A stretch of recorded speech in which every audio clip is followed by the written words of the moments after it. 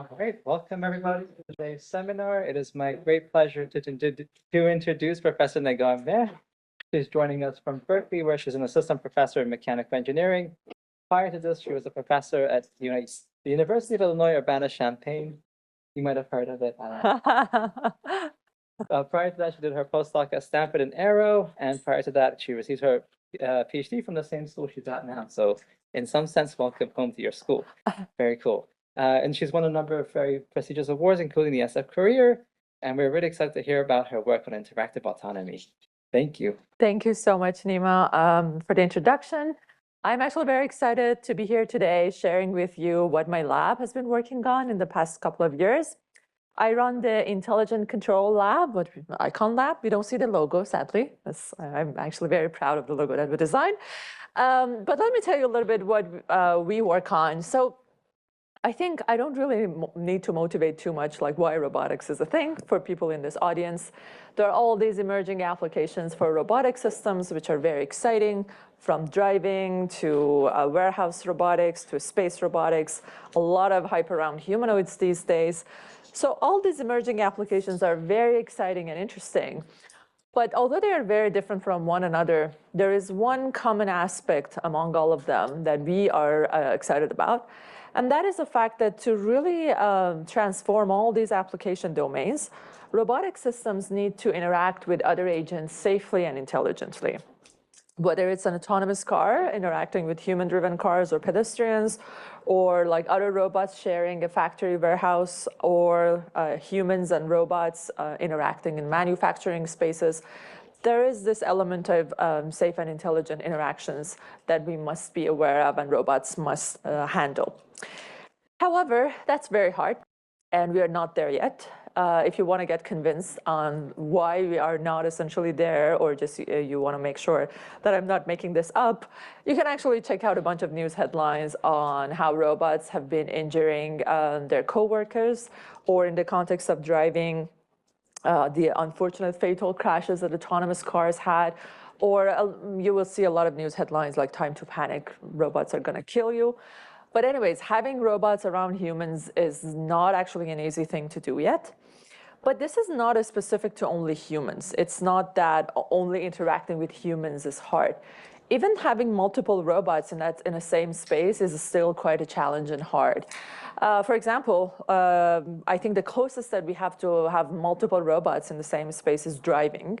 But here is what happens if you just essentially have a lot of autonomous cars, a number of autonomous cars in a shared space. What's with all that noise? For weeks now, citizens in San Francisco have been pulling their collective hair out over the incessant sound of honking horns. It's been happening in the day, and it's happening all night long.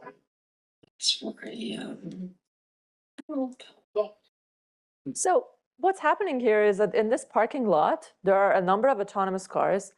And because they don't know what to do with each other when they are around, they just keep honking at each other with the hope that one of them would yield. And this continues until like 4 a.m. in the morning, to the point that the residents were complaining about it, and then Waymo had to essentially go back in and try to manually fix this. But the point is, we don't see it that much with humans when we have humans, because they know how to coordinate in these situations.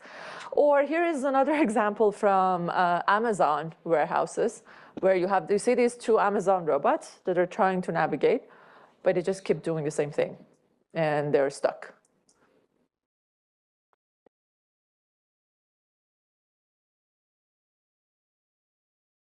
So it just keeps going. So the goal of my research is really what it takes to avoid these behaviors, and what it takes to have these robots be used in these type of application domains. And I work across, I would summarize it as 4 main domains. What does it take to do planning and control in these multi-agent domains? What does it take to do learning in these domains? What does perception look like in these application domains? And what is the safety aspects of these interactions that we must be aware of? Unfortunately, I won't get to talk about all these lines of work that we've had in my lab.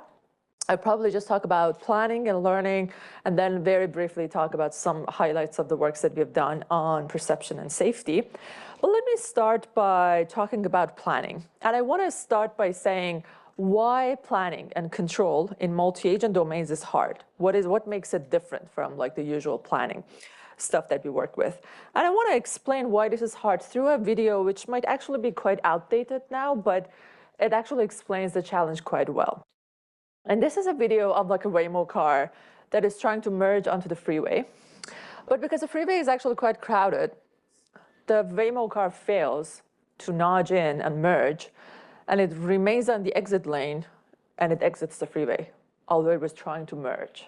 So it's kind of like unfortunate seeing this Waymo car being like, okay, it didn't know what to do when it is surrounded by other cars. And then as a result, it had to exit the freeway while it was trying to merge. The kind of capability that the Waymo car is lacking in this case is that it didn't have this capability that we as human drivers have, which is like, if I try to nudge in, probably the other vehicle would slow down and let me in. In other words, to succeed in these type of interactions, the robots should have the capability to reason about the likely reactions of others to their own decisions over time. That if I do this, probably the other vehicle would slow down and let me in. And what I call this capability is that robots need joint prediction and planning. That if I do this, here is how the other agent is going to respond, so I better take this other action. So you really want to take into account other agents' responses to your own actions when you're making decisions. And that's not something we do in single agent control. So let's try to formalize this. And mathematically speaking, what does it mean to have joint prediction and planning? I'm going to explain this at a very abstract setup. Let's say I have a bunch of agents, some of which could be humans, some of which are robots. And each one of these agents is trying to do a task. Let's say each robot wants to reach a goal position, or each agent has a goal position that they want to reach. Each one of these agents is a dynamical system. They have a notion of state and a notion of control action that evolves in time. And each one of these agents' objective can be cast as a cost function that they want to optimize.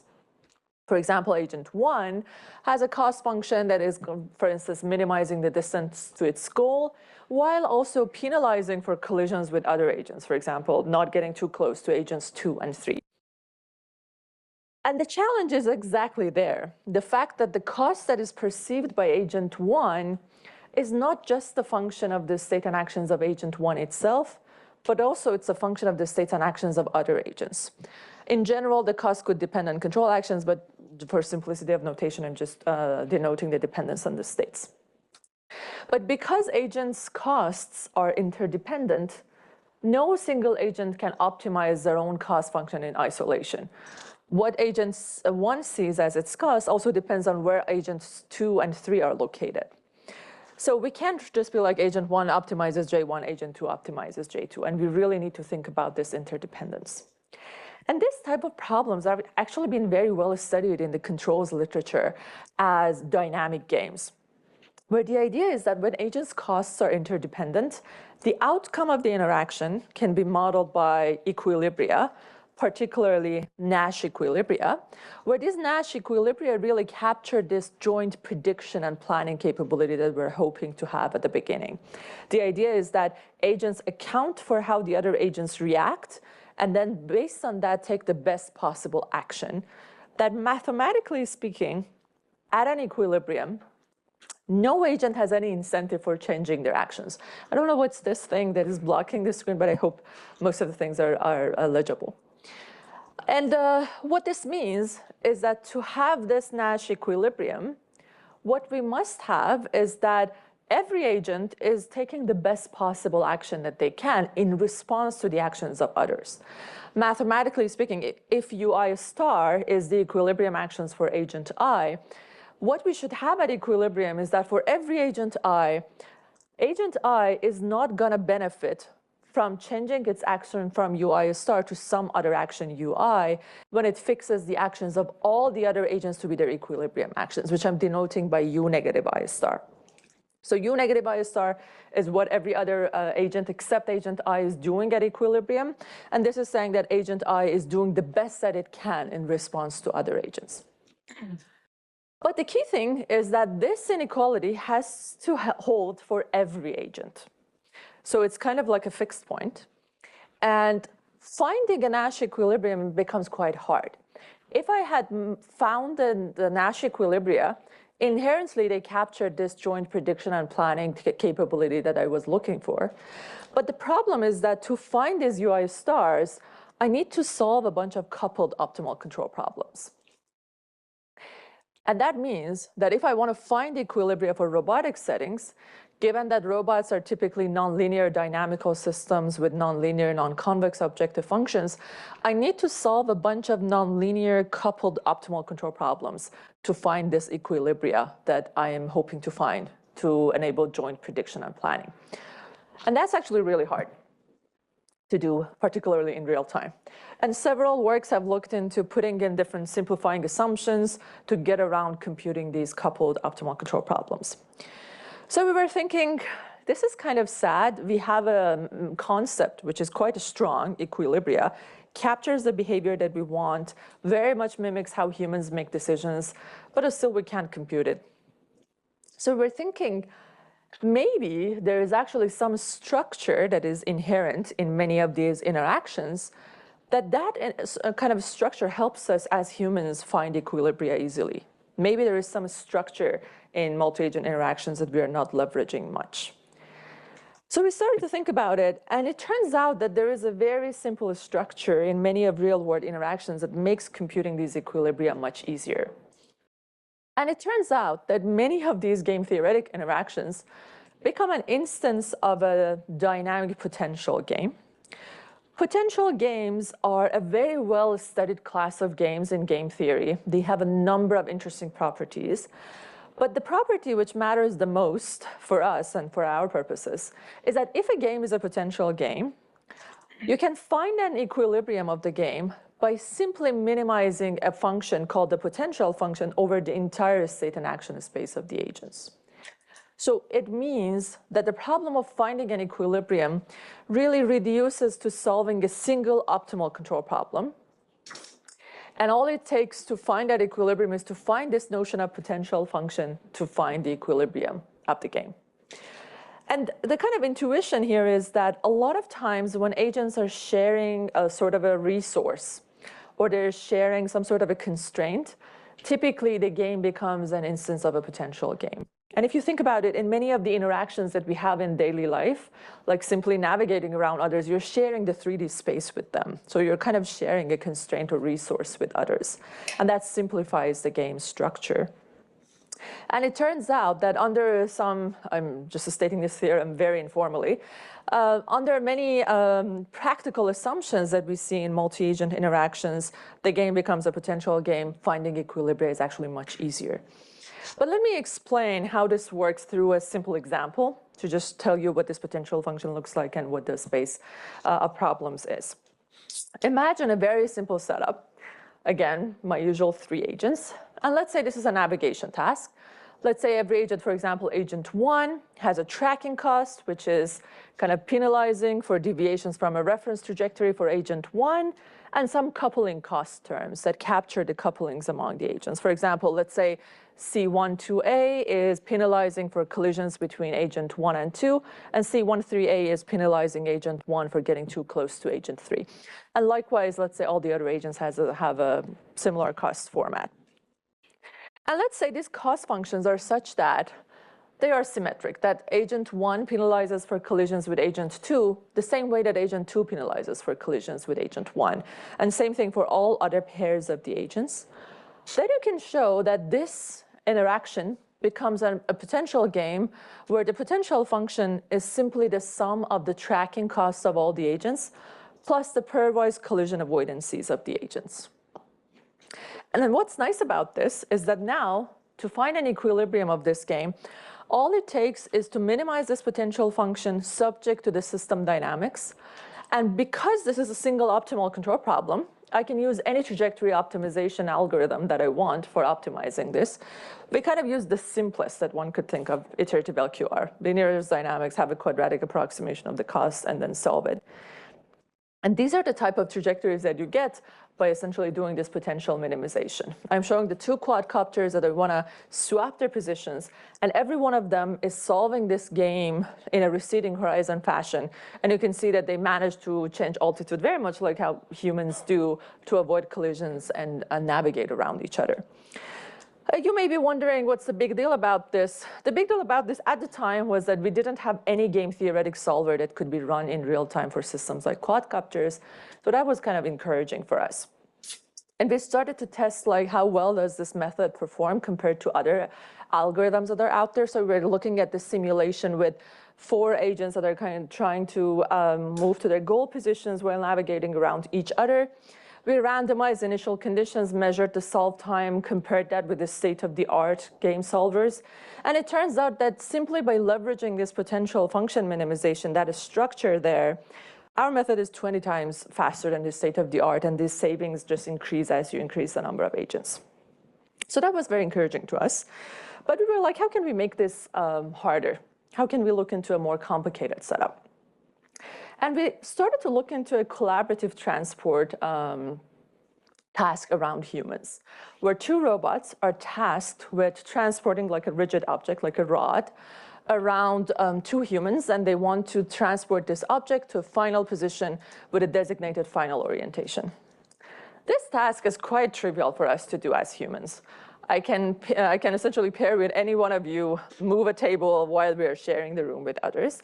But this is actually really hard to do for robots, because now they have to reason about how humans may behave while also making sure that they satisfy this equality constraint, that the distance from one another is this constant, which is the rod's kind of length. So we're like, well, maybe that's a good thing to test this game-theoretic solver on, because it's hard. But the other reason for why we were looking into this task is that since I was a kid, I always remembered this scene from Cinderella movie when the birds help Cinderella get ready. And I always like, where are my birds? Why can't I have crazy flies at home that can just fly around, bring me objects? Every time I can't find my glasses, I'm like, just where are my crazy flies to bring my glasses for me? So we're thinking, can we get one step closer to that dream? So here, I'm going to play the video in a second, but let me try to explain the experiment setup. 2 quadcopters are attached to each other through a rod. And we've asked 2 of these students in our lab to just move from their start position to their goal position. No other information is given to the humans. And we wanted to see if the robots can essentially navigate around humans in this task. And here is the type of trajectory that we get by running these potential minimization in real time. The robots actually managed to change the orientation of the rod quite elegantly, very much like how 2 humans would do around other humans, while accounting for the fact that how humans are going to respond to their actions. So this was very encouraging to us, that now we can run these in real time. So we've been looking into other applications of these other sorts of interactions, such as racing, where we have shown that now we can, our ego agent, which is the green agent using our algorithm, can manage to essentially exhibit these strategic behaviors, overtaking, blocking other agents to essentially win the game. We have looked at different variants of this. The ego agent starts first, but has a lower speed limit, manages to maintain its leverage, whereas in the next video, the ego agent starts second, but it managed to overtake and essentially win the game. So the message is that you can actually look into these other type of emerging interactions by leveraging this structure. But there is one aspect of these interactions which I haven't really talked about yet, which is so far, I've told you how to find one equilibrium by minimizing the potential function. However, the problem is that in interactions, typically interaction equilibria are not unique. So take the simple example of navigation. Here, both agents yield to the left, and they coordinate with each other. But they could have alternatively yielded to the right, and that would have been equally valid equilibrium. Both of these are valid equilibria. But the challenge arises when one decides to yield to the left and the other decides to yield to the right, and then the collision happens. So this is something called the coordination problem, where you have to agree on which equilibrium you're about to take. Otherwise, things may go wrong. And in fact, the whole reason I started thinking about this was like 2 years ago. I went to Singapore for CDC. And my first day in Singapore, I realized that I'm constantly bumping to people as I'm walking. Because After a day, I realized that, oh, it's because the conventions for avoiding collisions in Singapore is to yield to the left, whereas here in the US, we are used to yielding to the right. And it took me a day to realize that I should correct my convention. I should identify that I should try to converge to the other equilibrium. So what I want to argue for is that robots must also have similar reasoning capability, that they must recognize that there are different modes of interaction, and they must adapt to what equilibrium is selected by others. So how can we do that? How can we achieve that? Our solution was very simple. We were like, okay, a local minimum of the potential minimization plays the role of an equilibrium for us. So what if the robot tries to find all local minima of the interaction potential function and just recognize what equilibrium the other agent is trying to converge to and adapt to it? That may be enough. So what we did was we used some sort of like an implicit particle filtering to explore the solution space of potential function minimization, and then use these as like coarse estimates of Nash equilibria, which gives us really the two modes of equilibria, both of them yield to the right or left. And then we can just provide this as warm starting solutions to an optimizer like IPOpt, which gives us trajectories which are smooth and looking nice, which are like the potential minimization trajectories. And by leveraging that, you can show that your robot could figure out on the fly what equilibrium the other agent is picking and kind of adapting to that. Here, for instance, my student Malik picks the other equilibrium and the robot kind of adapts to it because it is aware that the potential function indeed has two equilibria, and it decides, oh, this is the equilibrium that the human is picking, so I should adapt to it. This actually becomes more interesting if you look into more complex sets of interactions. Here I'm just showing that simple example that I showed, but just add one obstacle in between. Yes, you have a question? Just wondering, are the games solved in receding horizon fashion or? Yeah, all these games are solved in a receding horizon fashion. Okay, so I was thinking, for example, in the two, one agent is just a tiny bit one step ahead. If it decides to go to one equilibrium, and then I mean the motion will be observed by the other one. And then, so you're saying one agent is leader, the other is the follower. I mean, maybe there's no leader follower mechanism explicitly, but in the actual computation, there must be some like very tiny. So yeah, that is fine. You can still. So what your game theoretic solver is taking as input is like the current state, right? So you get to see the current state of the other agent. That's the only information you get, and based on that, you're replanning. So it doesn't matter like whether one of them is one step ahead or not. You just take the current state. So going back to this equilibrium selection problem, the same example that I showed, now imagine there's an obstacle. And imagine that these agents have like a limited field of view. They get to see the obstacle or the other agent if only they get closer to each other than a certain threshold. How many equilibria are there in this interaction? In how many ways can these two agents coordinate to avoid collisions with each other? So I was looking at this and I was like, perhaps 4 equilibria. Both of them go to the top, both of them go to the bottom, or one goes to the top, one goes to the bottom. That's just 4. It turns out there are actually 6 different equilibria for this, which is the fact that even if they both go to the bottom of the obstacle, there are 2 ways for them to coordinate. Either, let's say, the yellow agent deviates or the green agent deviates. And your robot must be aware of all these 6 different modes of interaction. Otherwise, if, let's say, the yellow agent picks one, your green agent doesn't know what to do. So there is a lot still to be done in this space. But the key message for us has been the fact that robots can actually plan efficiently in these multi-agent interactions if they leverage the structure that is inherent in these interactions. However, there is one piece that I've kind of been implicitly assuming so far, and I didn't tell you about it explicitly. And that is, in the beginning, I showed you this slide, and I was like, yeah, every agent has a dynamics, and they have some notion of a cost function. And I kind of assumed that I know every agent's cost function.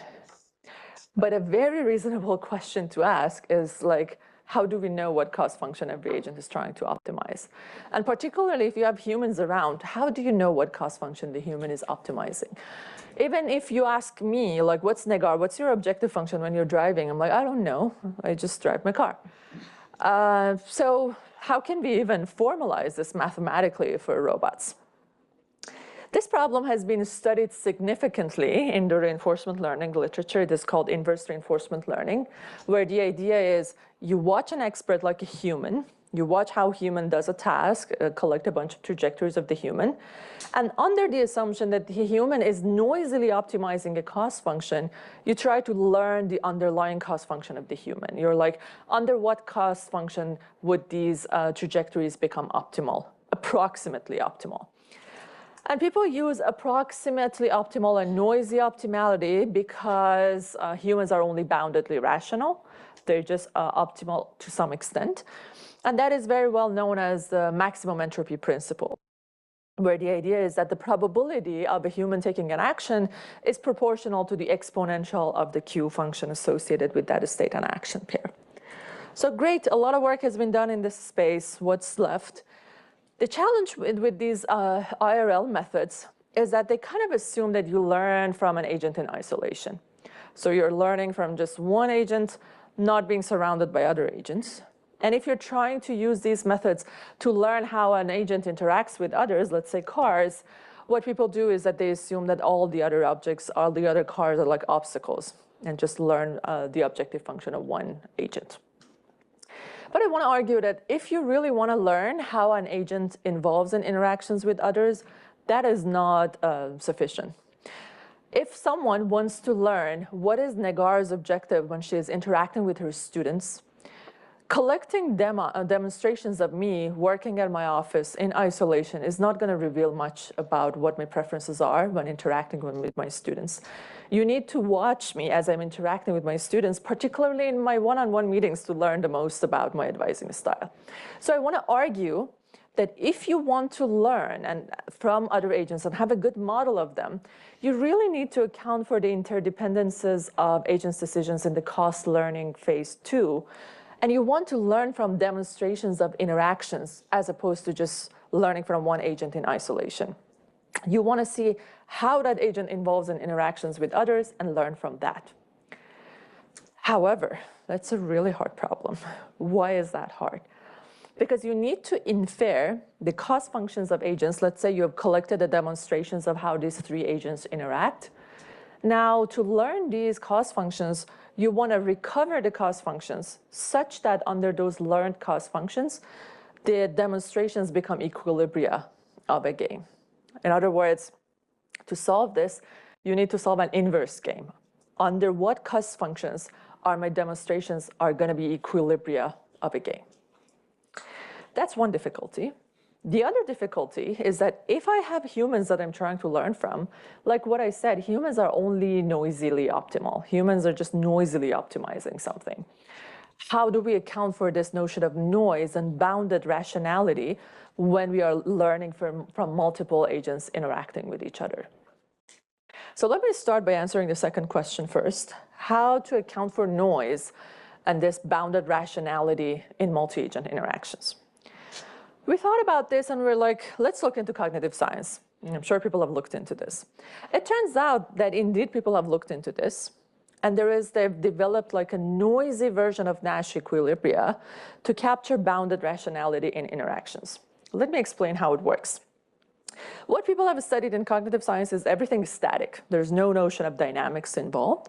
And let's say I have two humans, they have their cost functions, and their cost functions are dependent on the actions taken by them, U1 and U2.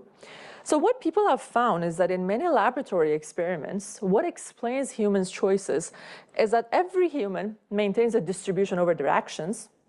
And then if you look at the expected costs of every agent with respect to the actions of others, then those kind of distributions satisfy a fixed point where the probability of taking an action by every agent is proportional to the exponential of the expected cost perceived by that agent.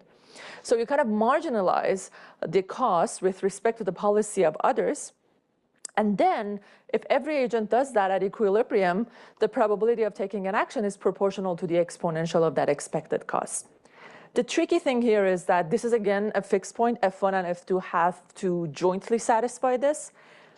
And what people have seen is very interesting. In laboratory experiments, this actually explains humans' behavior a lot better than Nash equilibria, to the point that people were like, if Nash were a statistician, maybe this would have been the concept that he would have discovered.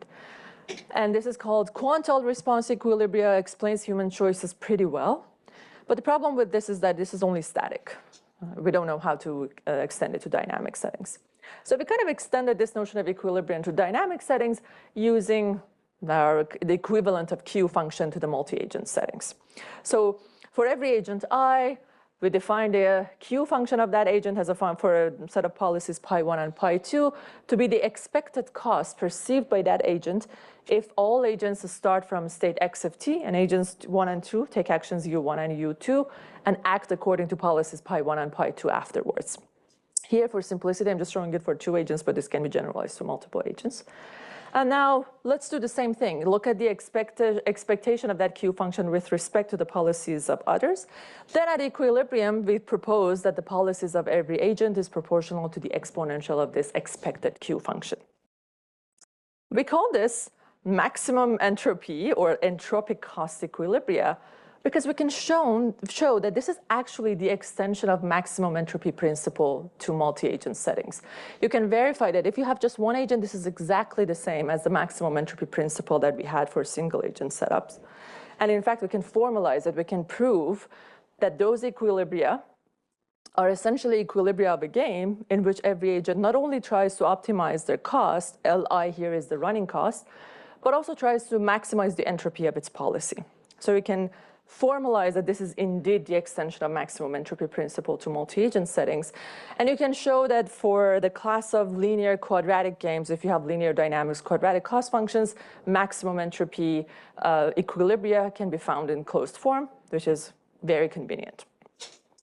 But let me show you some interesting kind of byproduct of this, which is if I look at the running cost of every agent, if I add like a weight like beta I on the entropy term of every agent, that is kind of like a factor for accounting for rationality, how rational an agent is in their interactions. And here are the type of trajectories that you get as you increase beta I. As I increase beta I, the agents are becoming more irrational. And you can see that as agents' rationality kind of decreases, you get to see more noise in agents' behaviors. And you start to see even these emerging modes of interaction that didn't exist if agents were very rational. So now you can essentially have a knob to tune for how rationally your agents behave. Maybe if you have a human and a robot, maybe your robot is perfectly rational, human is only boundedly rational. And really think about the interplay between those, which we couldn't do before. So now I have a way to capture noise in interactions. How do I solve the inverse game under the assumption that agents are maintaining a noisy Nash equilibrium? The inverse part, I use the assumption which is very common in the IRL literature where I say, let's assume that every agent's cost function is a weighted sum of a bunch of features, phi's, which could be any nonlinear functions of the state and actions of all the agents. And let's say phi's are selected a priori, and I'm just interested in knowing what wi's should be. And the idea is at a very high level, we try to learn these weights wi's such that the expectation of these features phi's under the interaction demonstrations are roughly the same as the expectation of these features under the learned cost functions if they were agents were computing this noisy Nash equilibria. So the kind of nature of the inverse game solver is very much like feature expectation matching. And if you do that, it turns out you can actually have a much better and much more accurate modeling of humans' intentions. We have tested it through like various data sets, but I want to share with you one of these latest ones, which is a collaboration with colleagues at UT Austin. So what we did was we mounted these cameras on UT Austin's campus. Watch out next time you're walking on campus, someone might be recording your trajectories. And what we did was we essentially used that data set to train our model to be like, what is the objective function of the humans that they're optimizing as they're navigating around each other? and use that to predict humans' trajectory. And we use the kind of the accuracy of prediction as a measure of how well we have managed to model humans. And we kind of measured the prediction accuracy of our method compared to the state of the art in imitation learning. On the y-axis, you see the prediction accuracy or prediction error, and the x-axis is time. Our method is the blue curve, whereas single agent RL, which is typically what people do in literature, and a bunch of other trajectory prediction methods like the orange curve and behavioral cloning are what you see. And you can see that as time progresses, your trajectory prediction error keeps increasing simply because you're not accounting for how agents' decisions are dependent upon one another during your cost learning phase. But I think this is just the beginning. I think there's a lot that can be done by learning from demonstrations of interactions. If I watch how agents are interacting with each other, there is a lot that I can infer about their interactions. Maybe I can tell who is leading the effort. I'm looking at a bunch of interactions, like maybe there are two teams and each team has these particular leaders. Maybe these two teams are competing. Maybe these agents are cooperating. So there's a lot that you can say, but just trying to infer the intentions of agents as they are interacting with one another. So we're really trying to look into that. But so far, everything that I've been telling you in the context of learning has been about kind of imitation learning or trying to learn the objective function of the humans. You may argue, why do I even try to learn the objective function of the human? Why don't I use or train policies using RL? Why did you go through, learn the cost function first and then find equilibrium on top of those cost functions? What happens if I just use RL in these settings? It turns out using RL in these multi-agent settings is really hard. If I train two robots to collaboratively pick up this basket using multi-agent RL, this is what happens. It doesn't work. And this is the video that I'm showing is like our best effort in doing reward shaping for this task. Multi-agent RL typically requires a lot of reward shaping. It's a higher dimensional system. Policies are decentralized, executed in decentralized fashion. And you have to have a lot of reward shaping to get it to work.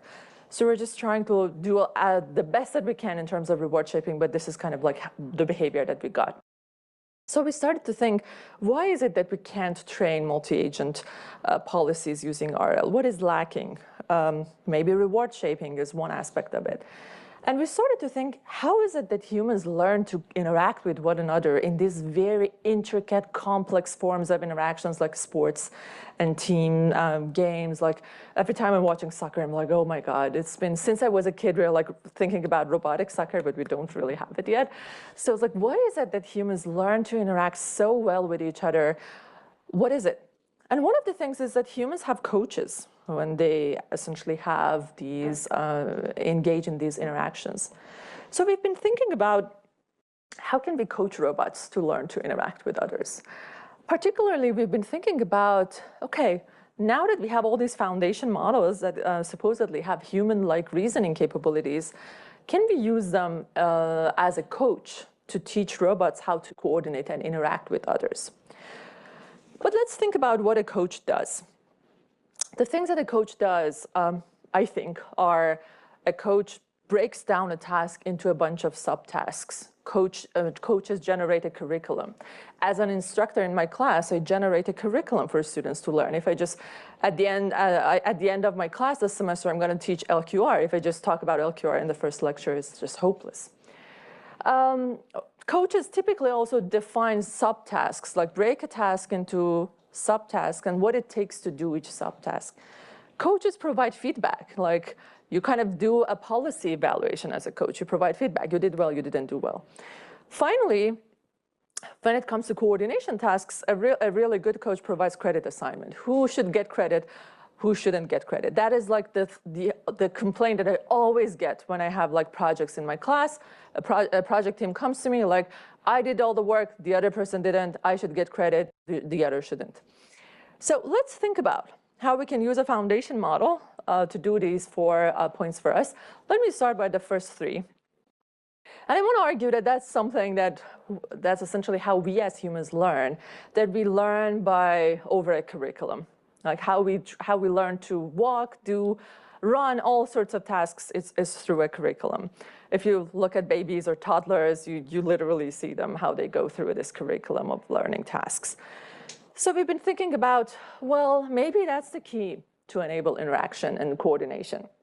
What if I ask my foundation model, in our context like an LLM or VLM, to break down a task, a coordination task, into subtasks, define what's the reward function of each subtask, and evaluate that, provide feedback on how well we are learning on each one of those subtasks.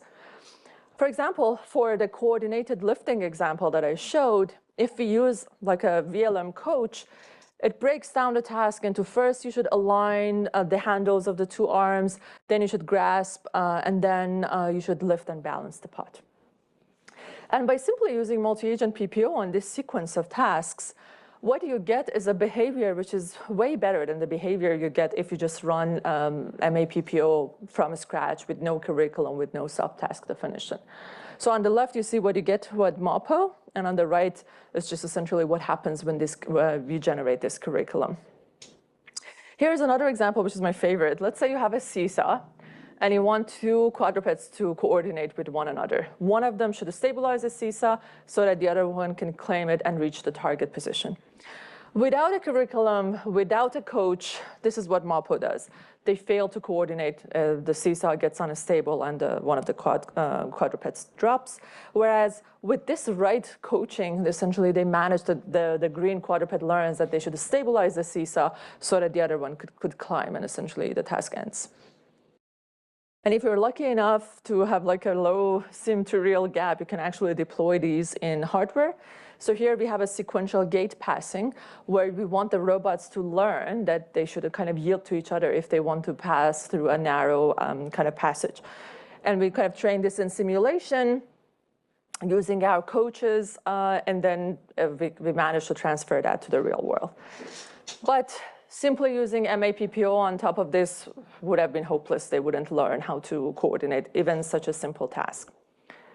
But let me talk about the credit assignment part, finally. Let me try to explain why credit assignment matters in multi-agent RL, and then tell you how LLMs function if you use them as credit assigners. One of the things which makes multi-agent RL hard is that agents' contributions, as they are interacting with the environment, are inherently coupled. So let's say I have a task like this is a very famous task in multi-agent setup, which is called an apple picking, a hypothetical apple picking example. Let's say I have two agents, Alice and Bob, and their team wants to collect as many apples and pick as many apples as possible. But hypothetically, let's say these apples have different types, so that, for example, if an apple is level 1, just one agent can pick it up. But if an apple is level 2, you need two agents to pick that up. So each one of these agents has to have a policy, pi I, pi b. You can deploy these policies. They take actions, and then your environment state evolves. And like I said, imagine that there are multiple types of apples, like L2 apples, L3 apples, or L1 apples. And let's say you want to train these two policies, pi A and pi B, to essentially maximize the number of apples that your team picks. What happens if you roll out these policies, for instance, and then Bob does the right thing. Bob goes to the apple, L2 apple, but Alice fails. Alice does the wrong thing. Here, the team of the two agents will not get any reward. The reward is 0. But Bob did the right thing. Alice didn't do the right thing. So Bob should get credit. Bob should get a feedback. Well, you did right. It's Alice that failed, as a result of which the team effort failed. And that is the problem of credit assignment, that right now we don't really know how to do that in multi-agent RL settings. And we as humans are typically good at that. If I show you these two images of who is doing the work in these two type of team projects, you can immediately tell like who is doing most of the work. So we were thinking, what if we just use a foundation model, like a language model, as the credit assigner within the training loop of a multi-agent RL setup? So what happens is that we are not fine-tuning a model. We are not even touching a model, 0 shot, just picking one model, plugging it into the training loop of a multi-agent RL setup, where we have an environment, we collect the state and actions, and then provide it to the LLM. I'm like, who should get credit and who shouldn't? Tell us how much reward I should give to every agent. And simply by using that, we found that you can actually improve the state-of-the-art performance by orders of magnitude. So for example, in this robotic warehouse setup, you have multiple robots that you want to coordinate, and each one of them is subject to partial observability. And we are looking at how much reward you get by essentially using an LLM as your credit assigner, compared to state-of-the-art like Mopo, QMix, and Lika. You probably won't see most of them because they perform so badly on these tasks, but we saw that you can get orders of magnitude improvement in the performance simply by just having a kind of like a foundation model or LLM just being used within the pipeline, no training of the model. And one of the things we're excited to look into is like how much we can expand on this, if we could fine tune this, or how can we essentially use it in more intricate physical collaboration and collaborative tasks. But the takeaway so far for us has been that, to my surprise, foundation models have been really good and strong coaches for teaching robots how to interact. But I just want to briefly talk about some other aspects of research that we've been looking at. One aspect being perception. We have been particularly looking into how agents can collaboratively perceive and map an environment when they are subject to like extreme communication constraints and communication bandwidth, and communication is asynchronous. For example, let's say I have a room and one robot gets to just see half of the room, the other robot gets to see the other half. How can they collectively map the environment? If I just use a state-of-the-art, the kind of reconstruction quality that you get is kind of like what you see on the right. It kind of fails, whereas the ground truth is something that looks like what you see on the left. So in this case, we are using nerfs because communication constraints are just so severe that we really needed some lightweight representation of the scene. And it turns out with the right set of distributed optimization algorithms that we've been using and with the right representation, you can get some really good quality mapping of an environment under extreme communication constraints. And agents get to communicate only once in a while, and the amount of information that they communicate is actually pretty low. But this is just scratching the surface of this. We are excited to see how we can expand on this.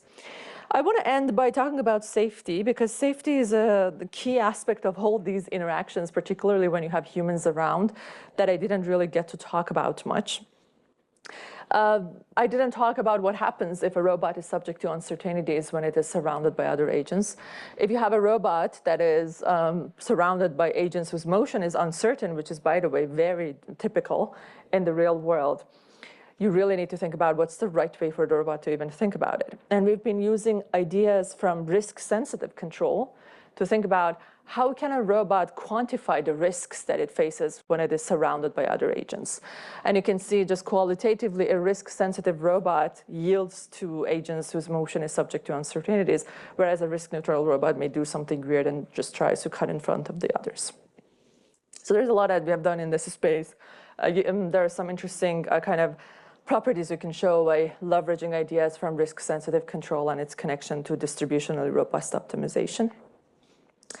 But the other aspect of safety that we've been working on has been how to enforce hard safety constraints in learned policies.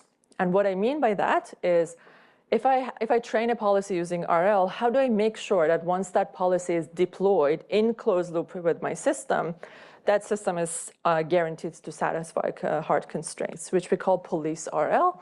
We kind of show that our method can achieve truly guaranteed constraint satisfaction, as opposed to like baseline methods that essentially fail to always satisfy constraints. Here I'm showing a simple example with reaching the target position while avoiding like the red plan or obstacle, where the CPO, the control barrier function-based methods, actually CPO is the constrained version of these, but really the state-of-the-art, which use control barrier functions or penalize for constraint violations, fail, whereas we can prove that our closed-loop system has constraint satisfaction all the time. And recently, we have looked into how to enforce these constraints, such as dynamic feasibility, in generative models like diffusion models when they are used in the context of robotic control. How can we enforce that diffusion policy satisfies robot dynamics, particularly when we have an under-actuated dynamical system? People just hope to get around that by replanning, but how can we make sure that robot dynamics are satisfied as we train these policies by design? Those constraints are incorporated into our policy design. So with that, I should thank my students who actually did the work that I got to present here today. And thank you all for your attention. I'd be happy to answer any questions you may have.